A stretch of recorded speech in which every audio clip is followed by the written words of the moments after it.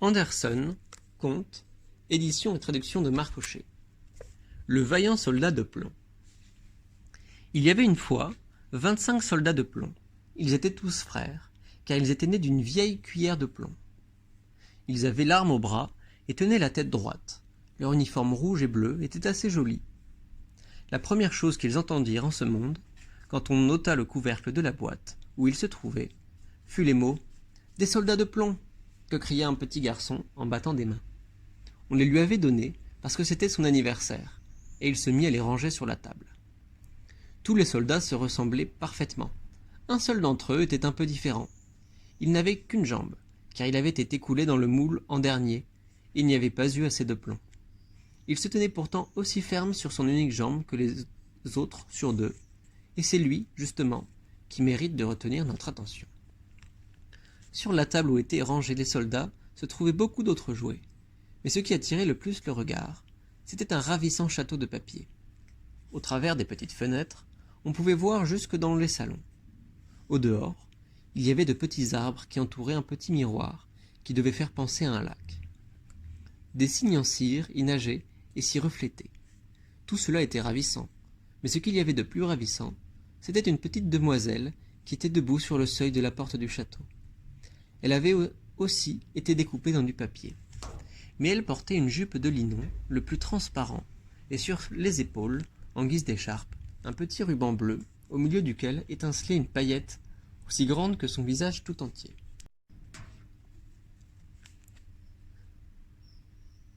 La petite demoiselle tenait ses deux bras étendus, car c'était une danseuse, et elle levait une jambe en l'air, si haut que le soldat de plomb n'arriva pas à la trouver, et qu'il s'imagina que la demoiselle n'avait comme lui qu'une jambe. « Voilà une femme pour moi, pensa-t-il. Mais elle est un peu distinguée. Elle habite dans un château. Moi je n'ai qu'une boîte, et nous sommes 25 à nous la partager. Ce n'est pas un endroit pour elle. Il faut pourtant que je fasse sa connaissance. » Et il s'étendit de tout son long, derrière une tabatière qui était sur la table. Là, il put à son aise regarder l'élégante petite dame qui se tenait toujours sur une jambe, sans perdre l'équilibre. Lorsque le soir fut venu, tous les autres soldats furent remis dans leur boîte, et les gens de la maison allèrent se coucher. Aussitôt, les jouets commencèrent à s'amuser. Ils jouèrent à recevoir des visites, à faire la guerre et à donner un bal. Les soldats de plomb s'agitaient dans leur boîte, car ils voulaient être de la partie, mais ils ne pouvaient pas soulever le couvercle. Le casse-noisette faisait des culbutes, et le crayon faisait 1000 folies sur son ardoise. Le tapage devint si fort que le canari se réveilla et se mit à bavarder, lui aussi, et même en vers. Les seuls qui ne bougeaient pas étaient le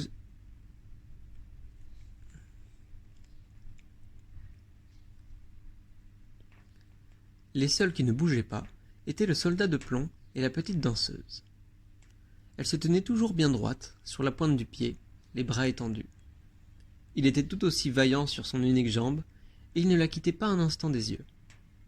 Minuit sonna, et crac, le couvercle de la tabatière sauta. Mais il n'y avait pas de tabac dedans. Non, c'était un petit troll noir. C'était une boîte à surprise. « Soldat de plomb, dit le troll, ne laisse pas tes yeux traîner comme ça. » Mais le soldat fit semblant de ne pas entendre. « Eh bien, attends demain, dit le troll. » Le lendemain matin, lorsque les enfants se levèrent, on mit le soldat de plomb à la fenêtre, mais tout à coup, enlevé par le troll ou par un courant d'air, il tomba du 3e étage, la tête la première. Ce fut une chute terrible. Il avait la jambe en l'air et se retrouva la tête en bas, sur son képi, la baïonnette enfoncée entre deux pavés. La bonne et le petit garçon descendirent aussitôt pour le chercher, mais bien qu'ils aient failli lui marcher dessus, ils ne le virent tout de même pas. Si le soldat de plomb avait crié « Je suis là !» il l'aurait sans doute trouvé, mais il jugea que c'était pas convenable de crier, puisqu'il était en uniforme. La pluie commença alors à tomber. Les gouttes tombèrent de plus en plus drues. Il y eut une fameuse averse. Quand elle fut passée, 2 gamins qui traînaient dans la rue arrivèrent. « Oh là !» dit l'un. « Voilà un soldat de plomb. Faisons-le naviguer. » Ils fabriquèrent un bateau avec un journal, y placèrent le soldat de plomb, et il se mit à descendre le caniveau. Les 2 gamins couraient à côté, en battant des mains. « Grand Dieu ! Quelle vague il y avait dans ce ruisseau ! que le courant y était fort. Il faut dire qu'il avait plu à verse. Le bateau de papier était ballotté, montait et descendait, et, de temps à autre, il tournait tellement rapidement qu'une vibration parcourait le soldat de plomb. Mais il restait vaillant, sans sourciller, le regard fixe et l'arme au bras. Tout à coup, le bateau passa sous une longue dalle qui recouvrait le caniveau. Il faisait aussi noir que s'il avait été dans sa boîte. « Où vais-je arriver maintenant ?» pensa-t-il. « Oui, oui, c'est la faute du troll. Oh, si seulement la petite demoiselle était ici dans le bateau, il pourrait bien faire 2 fois plus noir. » Un gros rat d'égout arriva sur ces entrefaites. Il habitait sous la dalle du caniveau. « As-tu un passeport ?» demanda le rat. « Montre-moi ton passeport. » Mais le soldat de plomb garda le silence et serra son fusil encore plus fort. Le bateau continua à filer, et le rat le poursuivit. Oh, comme il grinçait des dents, et il criait au petit bateau.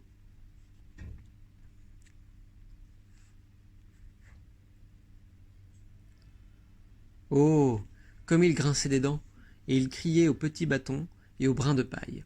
Arrêtez-le, arrêtez-le, il n'a pas payé les droits de péage, il n'a pas montré son passeport.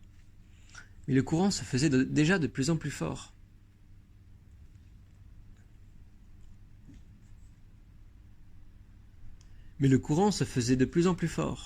Déjà, le soldat apercevait le jour, à l'endroit où s'arrêtait la dalle.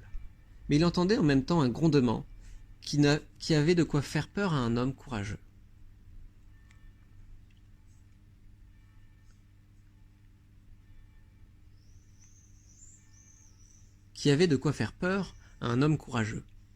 Figurez-vous qu'à l'endroit où cessait la dalle, le ruisseau se jetait directement dans un grand canal.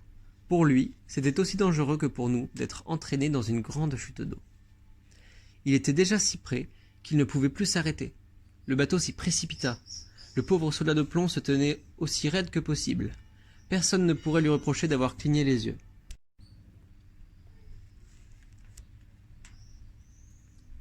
Reprise. Le bateau tournoya 3 ou 4 fois, et il était rempli d'eau jusqu'au bord. Il était obligé de couler. Le soldat de plomb avait de l'eau jusqu'au cou. Le bateau s'enfonçait toujours plus.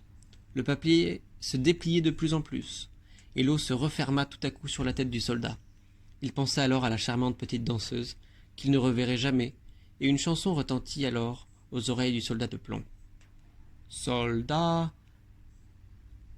soldat, passe ton chemin, c'est la mort qui t'attend. » Le papier se déchira tout à coup, et le soldat de plomb passa au travers, mais il fut avalé au même instant par un gros poisson. Oh, comme il faisait noir là-dedans! C'était pire que sous la dalle du caniveau. Et puis comme on y voyait à l'étroit.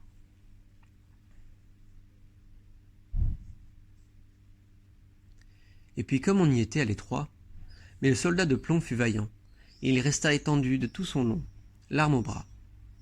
Le poisson alla dans tous les sens, et il fit des mouvements les plus effrayants. Enfin, il se tint immobile, et un éclair parut le transpercer. Il y eut une lumière très vive, et quelqu'un cria « Soldat de plomb !» Le poisson avait été pris, apporté au marché, vendu, amené dans la cuisine, où la bonne l'avait ouvert avec un grand couteau. Elle prit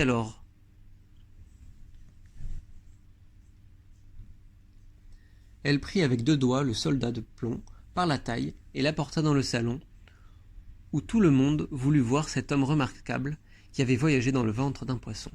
Mais le soldat n'était pas fier du tout.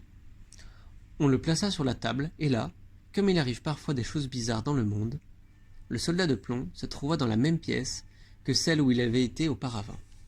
Il vit les mêmes enfants, et les jouets étaient sur la table, le joli château avec la ravissante petite danseuse. Elle se tenait toujours sur une jambe, et avait l'autre en l'air. Elle était vaillante, elle aussi. Cela émut le soldat de plomb, et il en aurait presque versé des larmes de plomb, mais cela n'était pas convenable. Il la regarda, elle le regarda aussi, mais ils ne dirent rien. Tout à coup, l'un des petits garçons prit le soldat et le jeta dans le poêle, sans dire pourquoi il faisait cela. C'était certainement la faute du troll de la tabatière. Le soldat de plomb fut inondé de lumière, et il éprouva une chaleur horrible, mais il ne savait pas si c'était dû au feu lui-même ou à l'amour.